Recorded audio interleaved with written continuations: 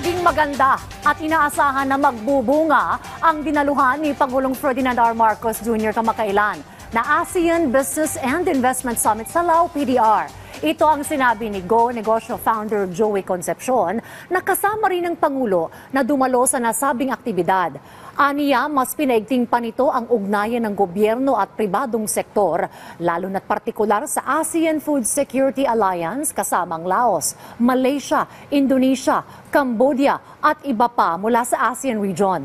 Paliwanag ni Concepcion, sa pamagitan ng katulad na mga alyansa kasamang ibang bansa ay mas mapalalago pa ng Pilipinas ang agricultural sector, lalo na pagdating sa pagpapalakas pa ng produksyon para masiguro ang seguridad sa pagkain.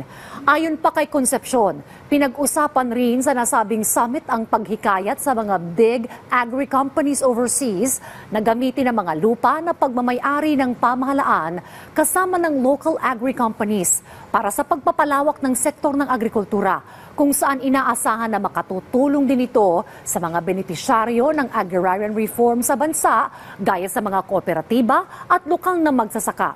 Samantala, target na masimula ng joint venture and partnership sa taong 2025 kung saan umaasa rin si Concepcion na sa pangunguna ng Pilipinas sa taong 2026 ay may patutupad ang full implementation ng naturang alyansa kasama ang ASEAN.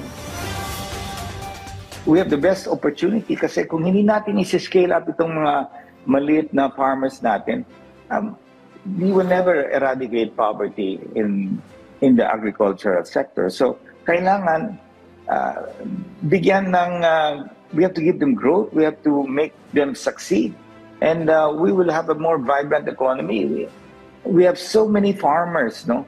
So imagine if we increase the income that they generate, the country will gain out of that. There will be greater prosperity.